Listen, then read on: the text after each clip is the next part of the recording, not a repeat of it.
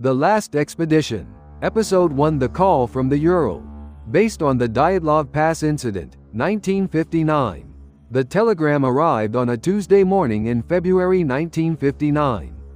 Its urgent dots and dashes cutting through the static of Moscow's Central Communication Office. Like a scream in the wilderness. Search party requested stop 9 hikers overdue.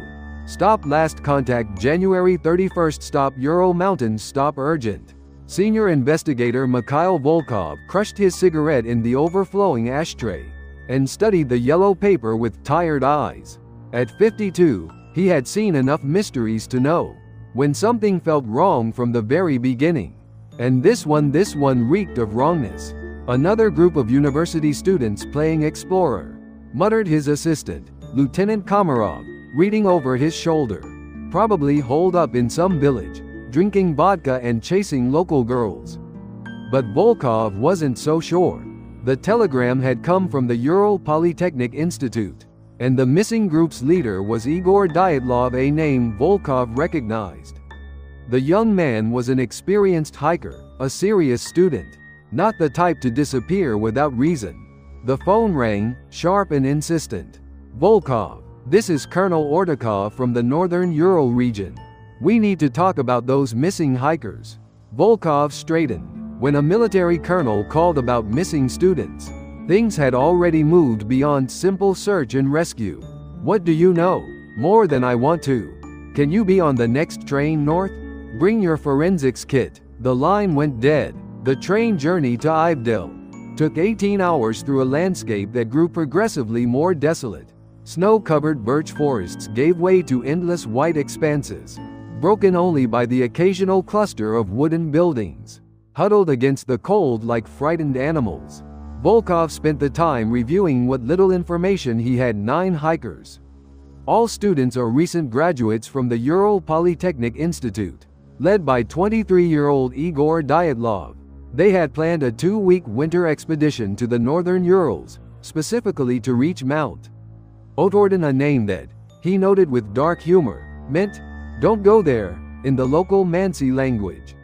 Their planned route would have taken them through some of the most remote and dangerous terrain in the Soviet Union. But these weren't novices. Dyatlov was an expert skier and experienced mountaineer. His team included other seasoned hikers, including 2 women, rare for such an expedition. They had been expected back by February 12th. It was now February 17th. The train's brakes squealed as they pulled into Ivdel, a small industrial town that served as the region's administrative center. Colonel Ordakov was waiting on the platform, his military greatcoat making him look like a monument against the swirling snow. Investigator Volkov? Colonel. They shook hands briefly. Ordakov's grip was firm, but his eyes held. Something Volkov had learned to recognize in 20 years of police work: fear. "What aren't you telling me?" Volkov asked as they walked toward a waiting car. Ordakov glanced around, then leaned closer. 3 days ago, we sent up a search helicopter. The pilot, a veteran of the war, steady man, came back white as a sheet. Said he found their camp, and their tent was cut open from the inside. Their tracks led away into the forest barefoot, in the snow. Ordakov's voice dropped to barely above a whisper. Whatever made them leave that tent, investigator, it wasn't human. As their car pulled away from the station, winding through the empty streets toward the wilderness beyond, Volkov felt the familiar chill that had nothing to do with the Siberian cold. In his experience, when military men started talking about inhuman threats, it usually meant they had found something far worse than they were prepared to admit. The last radio contact from Dyatlov's group had been on January 31st, a simple message stating they were setting up base camp on the slope of what the locals called Kholat Syakhl, the Mountain of the Dead.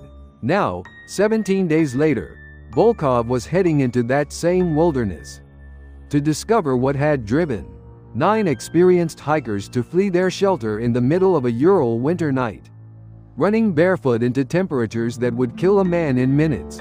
In his briefcase, he carried the standard investigator's tools: camera, measuring tape, evidence bags, forms for filing reports, What he didn't carry, what no one had told him he might need, was an explanation for the impossible. The car's headlights carved a tunnel through the falling snow as they left the last lights of Ivdel behind. Ahead lay only darkness, and somewhere in that darkness, the answer to a mystery that would haunt him for the rest of his life, if he lived to tell about it. To be continued in Episode 2, The Mountain of the Dead. Authors note this story is based on the real Dyatlov Pass incident of 1959, in which 9 experienced hikers died under mysterious circumstances in the Ural Mountains. Despite multiple investigations, the exact cause of their deaths remains unexplained to this day.